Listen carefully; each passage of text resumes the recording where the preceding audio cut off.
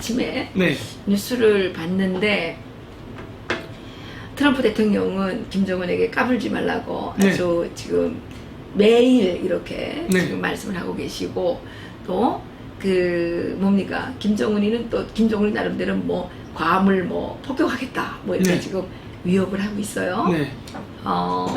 그리고 제가 오면서 지인한테 얘기를 들으니까 네. 지금 CNN에서는 2시간 동안 그거 좀 2시간 동안 난리가 지금 났죠, 그거는. 전쟁에 대해서 지금 맞습니다. 얘기하고 있다는 건데 대한민국은 아주 지금 너무나도 평온하고 네. 네, 그렇습니다. 그래서 우리 국민들이 정말 이거야말로 알 권리에 속하는 거 아닌가 싶은데요. 그러니까 한국 사람들이 아직도 전쟁이 안 날 거라고 생각을 하는 사람들이 많이 있는데 예. 이미 우리는 그 대통령 선거 때도 그랬지만은 그 칼빈슨 함이 벌써 2번인가 왔다 갔다 했었죠. 예, 그랬죠. 예. 그 우리나라가 건국 이래 그런 적이 없었어요.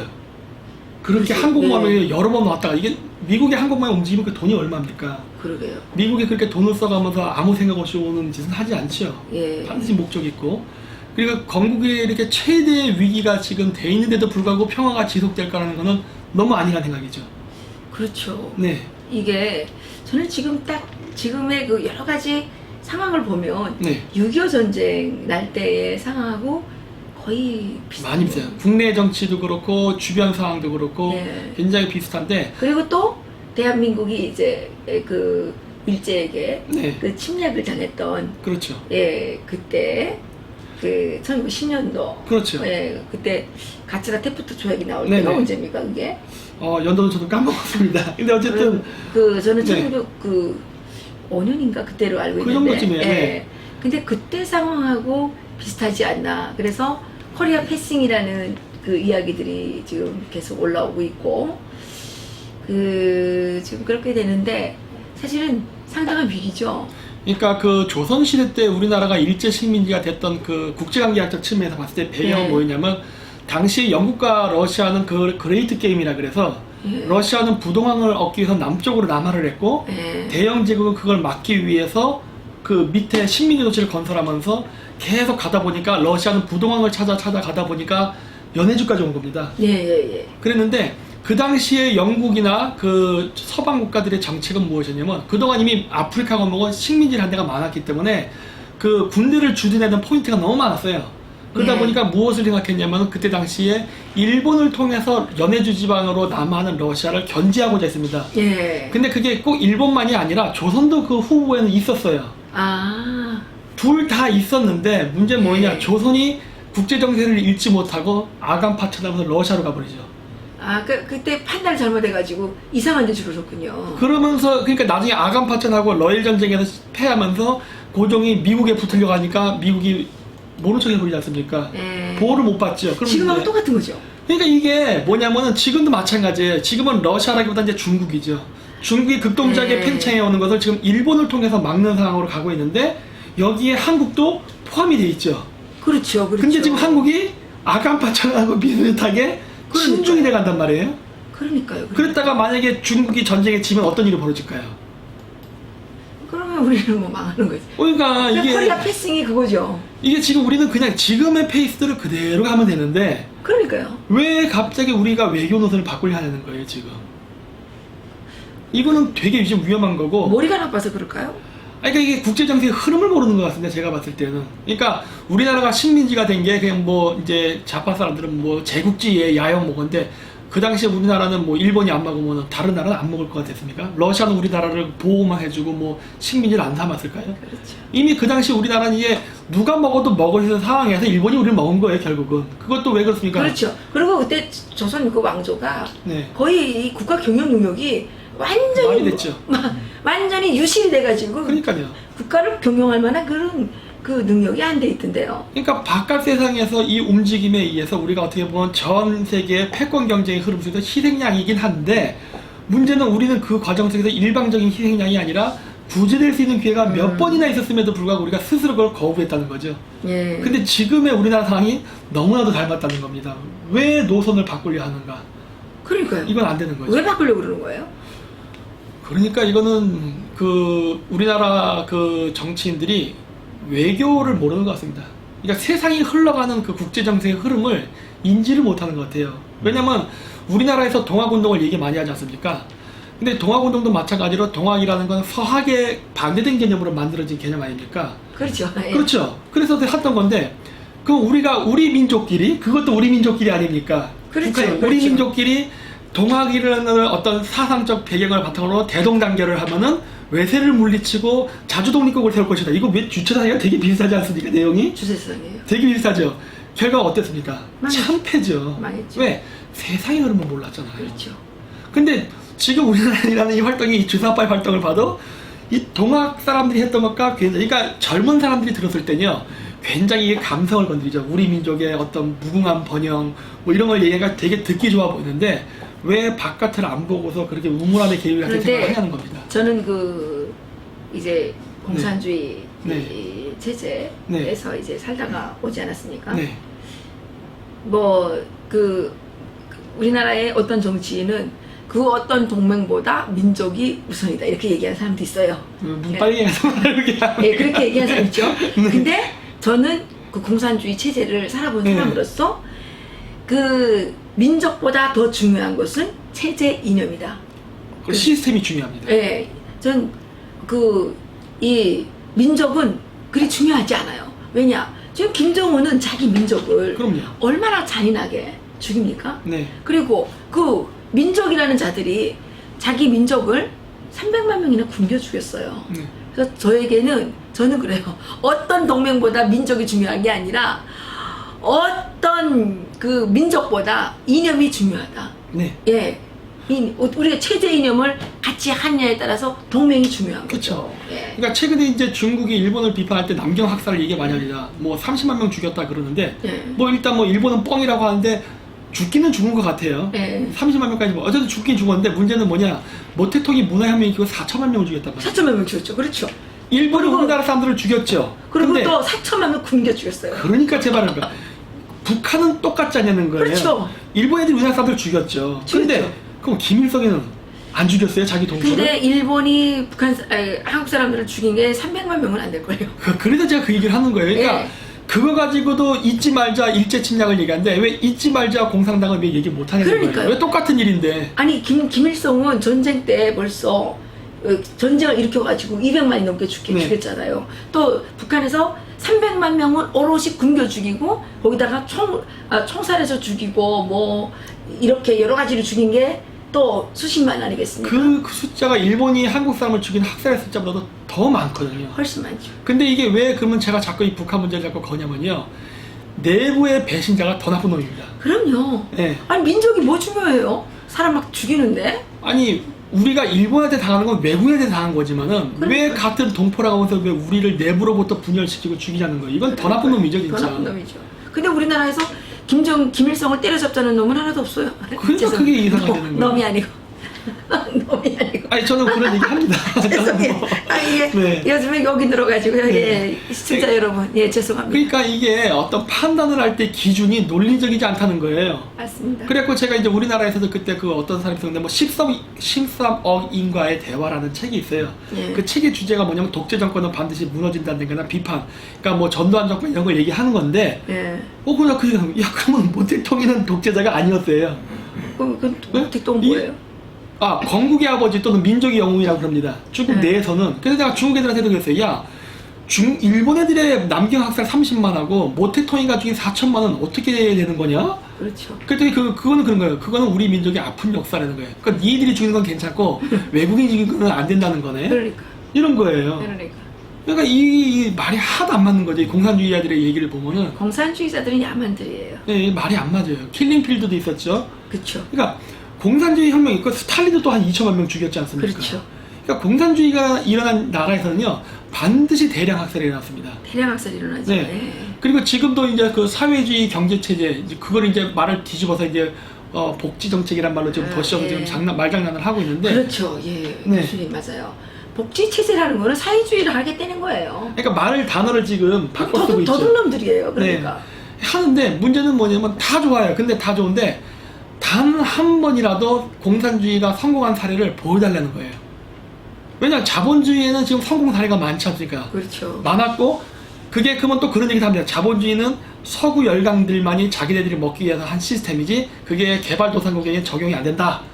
그러면은 박정희 대통령 때 경제 개발은 뭐야? 그렇죠. 근데 그래서 그 우리나라 제 페이스북에서 막 댓글 다는 그 어떤 분인데 막 우리는 미국에 대한 그 착취를 잊으면 안 되고 그러한 불합리로부터 해방돼야 된다. 그렇게 생각했어요. 그러면 미국이 우리나라한테 착취한 거를 구체적으로 나한테 열거해 보시오. 네. 그리고 미국이 우리를 착취했다는데 지금까지 우리나라 계속 지금 대미 흑자를 보고 있는데 어느 부분에서 우리가 착취를 당했는지 얘기해봐라.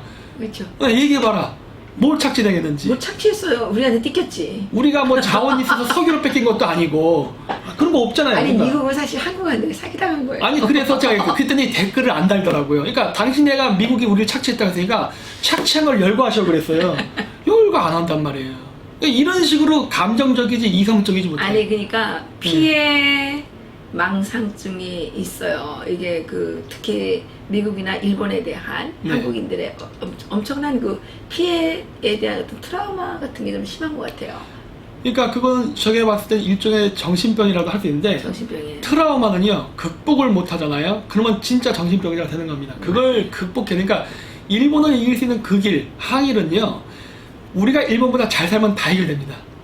사실 한국 사람들의 반일 감정이 많이 예전보다 누그러졌던데도 우리의 경제 성장이 큰 밑받침이 됐어요. 근데 북한 사람들은 못 사는데도 일본 사람 미워하지 않는데 한국은 유별나게 일본 사람 미워하더라고요. 아 그거는 우리나라의 그 이거 방송에 이런 말을 해도 되지 못한 그 한국 내부에 있던 그 자생적 그 발견들이 이걸 만들었기 때문에 공산당들이 그러니까 우리나라의 그 공산주의자들 한반도 사람들 남한 쪽에 이 사람들이 북한 사람들보다 더 극렬한 사회주의자예요. 어떻게 보면은. 근데 이제 이거는 아마도 북한에서는 김일성이 자기 백성들을 뭐 일본하고 갈라놓을 필요가 없잖아요. 네. 자기들은 일본하고 좋은 관계를 가지고 네. 그러니까 한미일 이게 동맹인데 이거를 깨기 위해서 이 한국에 알게 모르게 반일 감정을 국대화시키는 그런 전략을 많이 했어요. 많이 그래서 하죠. 사실 뭐 북한에는 뭐 위안부가 없겠습니까? 아 그럼요. 예, 거기도 이제 잠깐 나왔었는데 지금 거기서는 북한에서는 위안부 문제를 한 번도 이야기한 적이 없어요. 네. 한국만 위안부 문제를 계속 얘기를 해요. 네. 이건 김정일의 지령이거든요. 그럼요. 예, 그리고 김일성 때부터 내려오는 지금 김정은까지 온 그 지령이고, 그리고 사실 그 여성의 인권이라든지 뭐 여성의 그 어떤 성적 그 존엄이라든지 이런 것들을 중요하게 생각한다 그러면 지금 탈북 여성들이 중국에서 어마어마하게 인신매매를 당해요. 그 단독 이런 데서 예, 저도 봤습니다. 예. 인신매매를 지금 인신매매 당하고 또 팔려가가지고 거기서 성폭력 당하고 제가 어떤 그 사람을 만나서 얘기했더니 자기가 어느 아주 산골에 이제 그 팔려갔는데 가니까 남자가 넷이 있더라는 거예요. 아들 셋에 아들 그런 셋에 경우 많습니다. 예, 그 아버지까지 예. 이 넷이 돌아가면서 이 당연하죠. 여자를 성폭행을 하는 거예요. 그러면 여성의 존엄이라든지 여성의 권익이라든지 여성의 인권에 대해서 정말 생각해서 위안부 문제를 얘기한다 그러면 지금 일어나고 있는 이런 지금 현재 진행형이잖아요. 이거를 얘기해야 돼요. 근데 이거 그거 얘기 안 합니다. 전혀 얘기 안 해요. 그러니까 이게 왜냐면은 그 중국 그 민간 단체로부터도 자금적 스폰을 받기 때문에 소녀상 건립하고 하는 것도 지금 중국은 한국을 자기 쪽으로 끌어들이기 위해서 반일 그 운동을 한국에서도 한단 말이에요. 또 이제 중국까지도 반일 운동을 시켜요? 샹하이에 위안부 소녀상이 생겼지 않습니까? 한국 위안부 소녀와 중국 위안부 소녀상. 한국에도 물론 만들어. 다 중국이 자본됐단 말이에요. 군함도도 그렇고. 중국이 돈을 너무 많이 버는 거 아니에요? 옛날처럼 좀 고시처럼 살아야 되는데. 옛날 때는 좀 잘 나가는데 요즘 이제 돈이 좀 말라가지고. 말르고 있어요? 네. 더 말라야 되죠. 말라야 되는데 요즘 바티칸이 중국을 왔다 갔다 하거든요. 그 이제 정식 카톨릭을 인정받으려고. 네. 그러면은 이제 카톨릭 자금이 중국에 들어가겠죠. 저 교수님 저는요. 네. 공산주의는 돈을 벌면 안 된다고 생각해요. 안 됩니다. 하면 안 돼요. 공산주의는 돈을 벌게 되면 악마의 짓을 더 많이 하기 때문에 공산당들은 돈 벌게 하면 안 돼요. 근데 미국이 그동안 좀 잘못했다고 생각해요. 제가 이렇게 잘못 생각할지 모르겠는데 미국은 왜 중국 공산당이 돈 벌게 만들어줬어요? 그러니까 그 당시 그 91년도까지는 뭐였냐면 그 미국의 상대는 소련이었습니다. 네. 그땐 중국은 파트너가 상대국이 아니었는데 당시에 미국이 소련을 견제하기 위해서 중국을 키웠거든요. 그 근데 이렇게까지 된 거는 미국도 책임이 있다고 저는 책임이 봅니다. 있죠. 책임이 있죠. 이렇게까지 하기 전에 제재를 가했어야 되는데 너무 풀어줬어요, 중국을.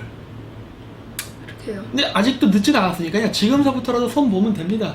근데 다만 문제는 뭐냐면 이 과정 속에서 왜 한국 사람들이 휘둘리냐는 거죠. 우리는 우리가 했던 방식 그대로 가면 되는 건데 왜 그렇죠. 그러냐는 거예요 도대체.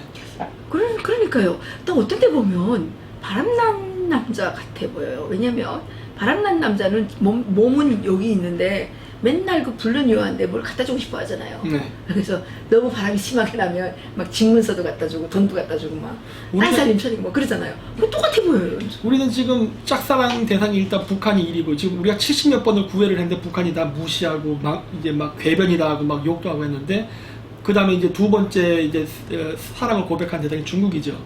그거 왜 그래요? 남남북녀라 그런가 여자가 이뻐서? 그러니까 구애를 하려다 보니까. 저는 별로 안 이쁘잖아요. 왜 그러십니까? 겸손의 말씀을. 그런가요? 그래갖고 이게 보면 이해가 안 되는 외교를 하고 있어요. 이거는 정상적이지가 않고요. 지극히 감정적이고 무슨 전략을 갖고 하는 것 같지도 않은 거예요, 보면은. 전략 없어요. 그래갖고 야 이렇게 퍼주기를 못해서 환장하는 거는 진짜 이해가 안 된다. 그런데 교수님, 네. 그 지금 트럼프 대통령이 네. 지금 연일 네. 감성 발언을 쏟아내고 있습니다. 네. 어떻게 생각하십니까? 저거 진담이라고 합니다. 농담이라고 생각하지 않아요. 네. 왜 그러냐면은 이틀 전에 그 우리나라 뉴스에도 나왔지만 안보리에서 북한 제재를 3분의 1을 제재하겠다라는 걸 얘기했어요. 3분의 1 제재는 제재가 아니죠. 그렇죠. 3분의 제재면 제재지. 그렇지. 3분의 1 제재가 뭐예요? 이거를 했는데 저는 이거를 어떻게 보면 트럼프의 고도의 전략이었다고 보는데 그래요? 이게 전략이에요? 우리나라 뉴스에서 뭐라고 보도했냐면은 이거는 제재 효과도 없는 형식적인 것으로서 그랬어요. 네, 맞아요. 사실은 트럼프가 이 대북 정책에서 힘을 잃은 게 아니냐라고 논평을 많이 합니다. 네, 우리나라에서. 많이 했어요. 근데 저는 그게 아니라 제가 만약에 미국 대통령이라면은 이 골치 아픈 중국과 러시아를 어떻게 합의를 끌어낼까를 생각해야 돼요. 그게 네. 미국의 과제 아닙니까? 그렇죠. 그런데 3분의 1 제재라는 건 뭐냐면 여기서 빠진 조항들이 바로 중국이나 러시아가 북한으로 보내는 원유라든가 이런 수출을 금지시키지 않는다예요. 자, 그러면 이게 뭐냐? 일단 제한적 제재는 중국하고 러시아가 합의를 했단 말이에요. 만장일치로. 그런데 북한에게 살 길을 열어주면요. 또 돈 모아서 미사일 쏩니다. 그렇죠. 쏘겠죠. 그러면은 이 상황에서 더 상황이 악화가 되지 말아야 되는데 악화가 돼가는 거 아니에요. 그럼 중국과 러시아가 그 다음에 세컨더리 보이콧, 서드 보이콧으로 갈 때 과연 거부권을 행사할 수 있겠냐는 거예요. 그러네요. 일단 발을 들여왔기 때문에 백도는 안 된다는 거예요. 그 얘기는 뭐냐? 결국 트럼프는 국제사회의 만장일치 안보리 합의를 받아가면서 무력 행사를 하기 위한 외교적 과정을 맞춰가고 있다는 거예요. 그 발판을 닦아냈다는 거죠. 왜냐면은요, 미국이 아무리 슈퍼파워라 하더라도요, 국제연합의 그 의견을 무시하면서 전쟁하면 안 됩니다. 그렇죠. 왜냐면은 그렇게 전쟁에서 한번 실패한 케이스가 2001년도 조지 부시 대통령의 이라크 공격이에요. 걸프전이군요. 걸프전, 그렇죠. 그러니까 그때 코피 아난이 그때 사무총장이었는데 그렇죠. 결사적으로 반대했어요. 아, 근데 전쟁을 하고 나서 어떻게 됐습니까? 조지 부시가 재선에서 떨어집니다. 그렇죠. 근데 이번에는 이게 지금 유엔에서도 만장일치였잖아요. 그러니까 이미 유엔에서도 합의가 됐는데 지금 여기에 딴지를 거는 중국, 러시아만 하면 되는데 계속 딴지를 걸었단 말이에요. 어쨌든 합의는 받았네요. 합의를 받았고 여기서 상황이 개선되면 되는 거예요. 근데 북한에게 숨구멍을 열어주면은 절대 개선이 안 되겠죠. 개선이 안 되죠. 또 일을 벌이겠죠. 벌이겠죠. 그러면 이제 중국, 러시아는 결국 극단적인 수단이 벌어진다 하더라도 합의를 볼 수 없는 이제 첫 관문을 통과한 거죠. 그러니까 다시 백도 못 합니다. 절대로. 그런데 또 일부에서는 이렇게 얘기합니다. 김정은이가 결국 이길 것이다. 왜냐? 네. 김정은은 이제 백성들의 눈치를 볼 것도 없고, 네. 그리고 이제 그러기 때문에 경제 제재 아무리 해도 필요 없다. 네. 자기는 그냥 눈치를 봐가지고 해서 계속 도발하다가 나중에 본토에 쏘든지 요즘처럼 또 뭐 네. 괌에 뭐 한 발 터뜨리겠다고 지금 위협을 했지 뭐 않습니까? 근처에까지 날리려고 하겠죠. 그런데 실질적으로 괌에 미사일이 날아가면 어떻게 되는 겁니까? 날아가면 그때는 김정은은 죽을 각오 해야죠. 왜냐면은 지금까지는 공해상에 떨어뜨린 건데 물론 괌 근처도 공해상이지만은 그거는 아예 그냥 일본 홋카이도를 지나가겠다는 본토를 지나가겠다는 소리거든요. 그러면 일본이 가만히 있지 않을 거 아니에요? 그러니까 이렇게 되면은 이때부터는 뭐 문재인 대통령이 뭐 남북 이상가족 상봉이다, 뭐 북한의 뭐 이런 이야기는 더 이상 나올 이슈가 안 되는 거예요. 이게 왜냐? 여태까지 그 어떤 중동의 테러 조직들, 뭐 후세인 정권이 됐건 이란 정권이 됐건 네. 그렇게는 안 했었어요. 이건 어떻게 보면은 세계 최초입니다. 그런 정권이 과연 살아남을 수 있을까요? 근데 어려워요. 예. 그래요? 그렇게 되면. 괜찮을까요? 진짜 어려울까요? 그러니까 미국은 지금 공격을 하기 위해서 합리적인 절차를 차근차근 명분을 쌓고 있다고 보는 거예요. 그러니까 미국이 사실 북한 때린 건 일도 아니죠. 근데 그것보다도 국제사회의 지지를 받으면서 북한에 대한 그 공격, 그 제재가 들어가야만 국제사회로부터 어떤 비난이라던가 문제가 안 생기고 매끄럽게 가거든요. 그리고 그래서 이게 다 이제 듣고 보니까 전략적인 것 같은데 네. CNN이 계속 지금 그 북한을 치겠다는 거를 계속 뉴스를 터뜨리는 것은 상황을 악화시켜야죠. 보는 거죠. 예. 예, 이렇게 찔러 보는 거죠. 네. 그러니까 미국은 여러 가지 바리안트가 있을 거라고 봅니다. 북한이 쏠 경우, 안 경우 여러 싱크탱크들이 지금 가능성을 보고 있는데 그 미국 전략에는 그런 특징이 있습니다. 우리 그 컴퓨터 연산식 보면 다이아몬드라는 게 있어요. 가정형. 예. 나는 너를 사랑한다. 프로포즈해서 여자가 예스 하면 통과 결혼, 노 하면은 빠꾸 뭐 이런 식이 되는 로직인데 미국의 그 국제 전략은요. 예스가 됐건 노가 됐든 원하는 대로 가는 전략을 합니다. 그게 미국 애들이 아주 독특한 그 외교 전략이라서 북한은 지금 더 도발을 하건 더 도발을 하지 않건 그 제재로 가는 건요. 그대로 프로세스로 그냥 갈 겁니다. 예. 다만 이제 걱정이 되는 거는 이제 우리나라가 어느 정도 여기에 적극적인 동참을 해야 국제사회로부터 인정을 받고 북한에 대한 어떤 영유권, 남북통일 같은 것들이죠. 예. 이런 것들을 보장받을 수 있어야 되는데 근데 이렇게 지금 뭐 발을 빼서는 안 된다는 전혀 거예요. 못하고 있잖아요. 미사를 몇 차례나 썼는데도 성명서 한 번도 안 내요. 휴가도 가지 않습니까? 그 휴가를 왜 가시? 이것도 이게 안 되는 게 이번에 그 뉴스도 나왔는데 이번에 그 트럼프 대통령이랑 54분 통화했다고 했나? 예. 그 뉴스 나오는데 그 뉴스 뒷부분에 보면 아베보다 3분 더 통화했다는 얘기 나오더라고요. 근데 그게 자랑이에요? 그 뉴스의 포인트는 3분을 더 했다가 아니라 54분 동안 혼난 거죠. 왜 그러냐면은 트럼프가 제일 먼저 뭐 얘기했습니까? 북한하고 대화해봤냐? 그 말 한마디밖에 한 게 없대요. 나중에 FTA 얘기 한마디 더 합니다. 근데 그 얘기 뭐냐? 이미 트럼프 알잖아요. 네. 아는데 물어본 거예요. 너 그렇게 한다고 했는데 뭐 해봤어? 이거거든요. 예. 그 말을 이게 완곡히 돌린 거죠.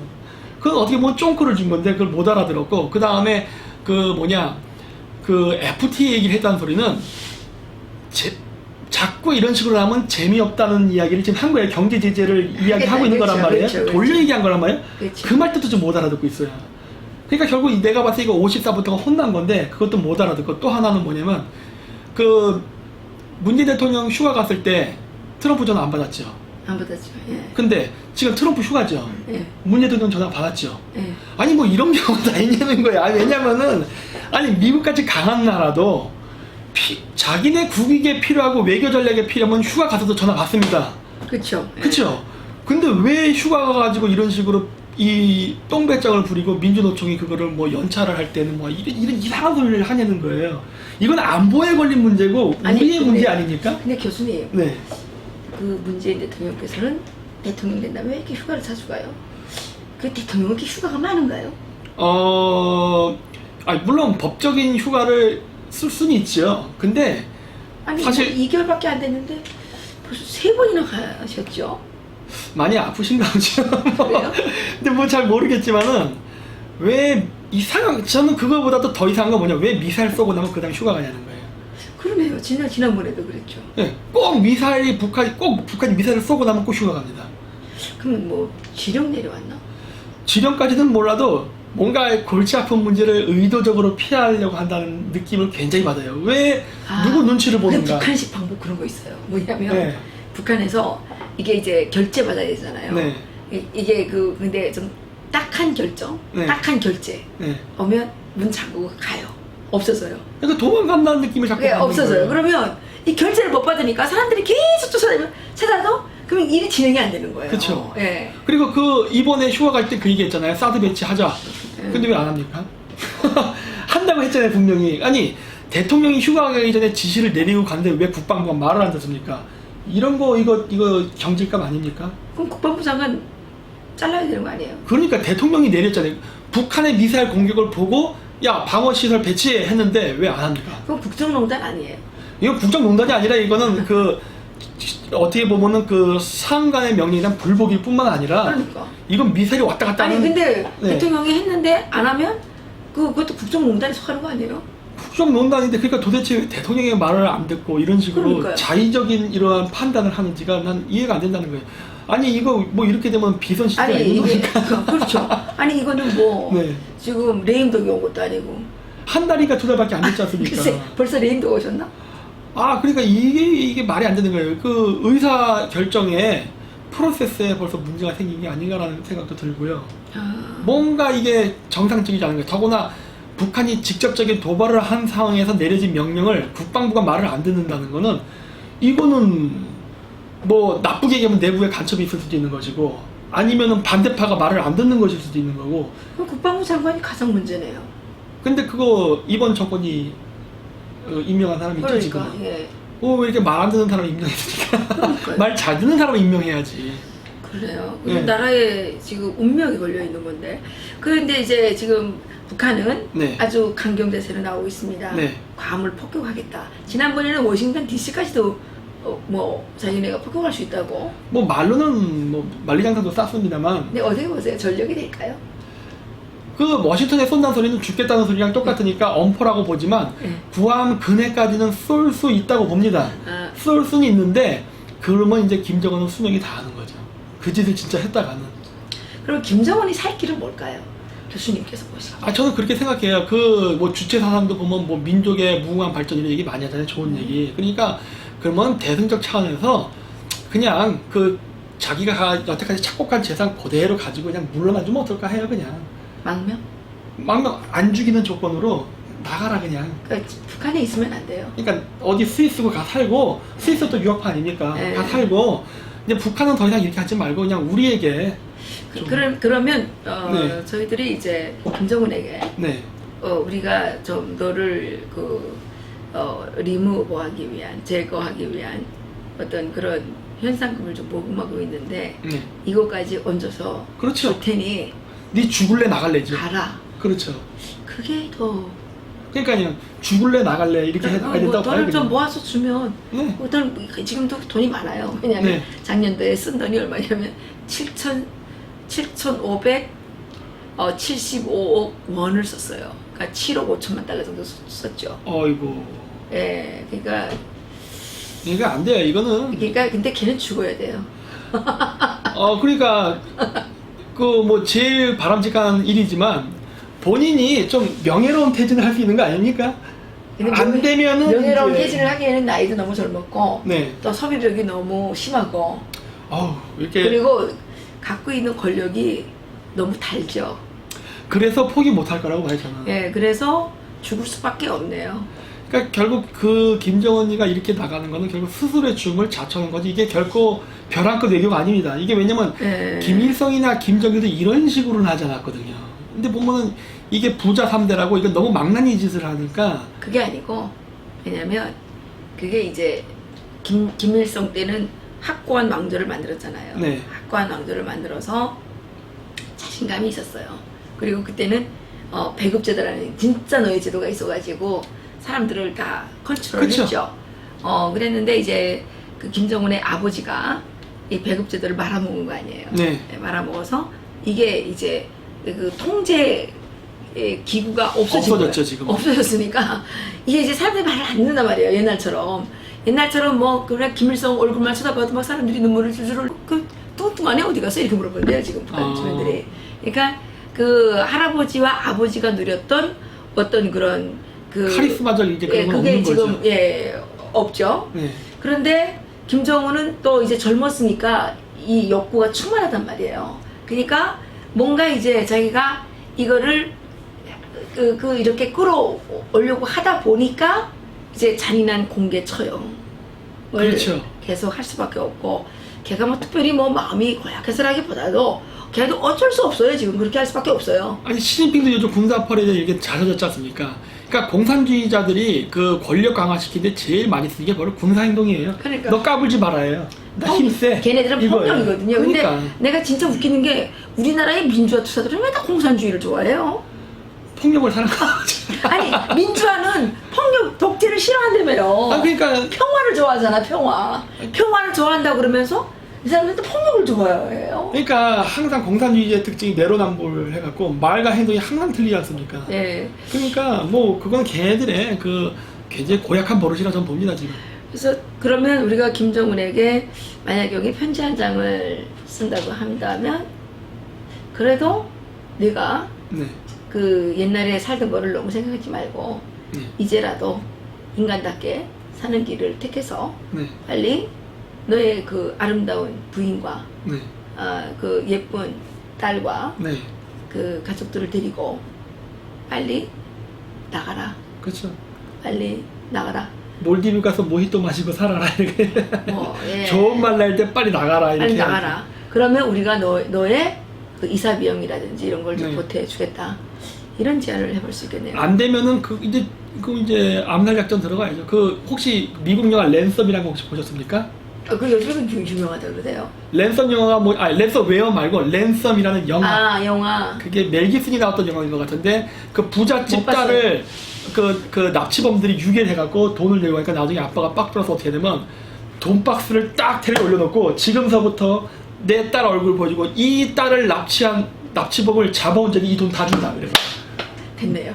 그러니까 갑자기 사람들이 눈이 시뻘개져가지고 어디서 찾는 거예요. 그래갖고 결국 그 테러범들이 자중질환이 일어나가지고 현상금 받으려고 그래서 포탕된다는 내용이거든요. 그러니까 예. 처음에는 말을 들어줘요. 그래 뭐 이렇게 하자 하다가 열받으니까 딱 그런 거야. 나 현상금 걸었다 야.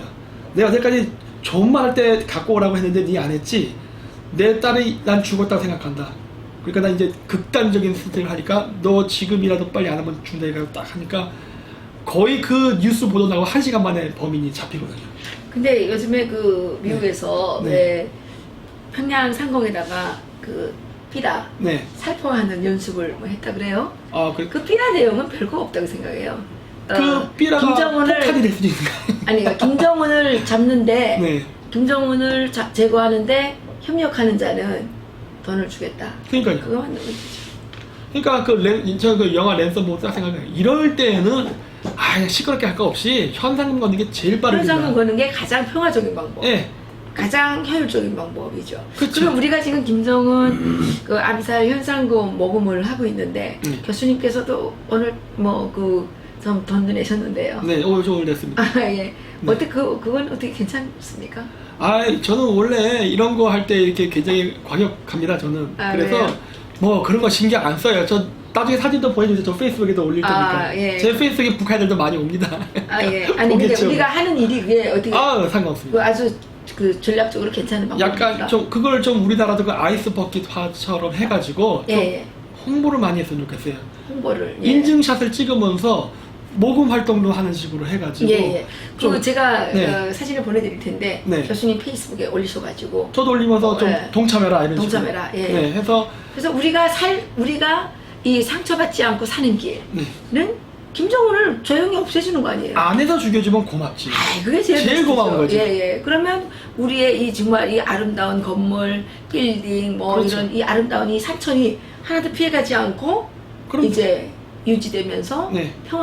진정한 평화를 누릴 수 그럼요. 있겠습니다. 그래서 우리도 돈 쌓고 우리도 이제 줄 현상을 모을 테니까 예. 너희들도 좀 내부에서 좀 그러니까 좀 많이 그게 좀 대중화가 돼가지고 좀 돈을 좀 듬뿍듬뿍 쌓여야 북한 사람들도 보면서 그렇죠. 마음이 동할 거 아닙니까? 그래서 좀 많은 그 분들께서 좀 이 방송을 보시면은 그 단돈 1,000원이라도 좋으시니까 좀 많이 좀 협조를 해줬으면 좋겠습니다. 예. 네. 그래서 우리 돈통을 보여주는 게 그러니까요. 돈을 네. 뭐 갖다 주는 게 아니라 돈통을 보여주는 그러니까요. 게 가장 좋은 방법이다. 직접 보여주면서 이 하니까. 다음에는 그 랜섬 영화를 좀 여기서 소개를 좀 하면 좋을 것 같은데요. 그러니까요. 똑같은 예. 방식이에요. 똑같은 방식. 돈 보여주면서 하는 방식이니까. 예, 그러니까 세상에서 돈을 이길 수 있는 힘은 없는 것 같아요. 북한이면 더 어쩌죠. 북한이 원래 그 사유재산제를 금지한다고 하지만 원래 그럴수록 더 사유재산에 대한 욕망이 강합니다. 강하죠. 맞습니다. 왜냐 배고픈 사람의 밥을 더 찾듯이 그렇습니다. 어쩔 수가 없어요. 그건. 그렇습니다. 네. 아유 교수님 오늘 너무 훌륭한 이 제보라고 해야 됩니까? 정보 네. 예, 너무 감사합니다. 가끔 좀 오십시오. 아니 뭐 자주 오겠습니다. 네. 예, 그렇습니다. 오늘 여기서 마치겠습니다. 감사합니다. 네. 감사합니다.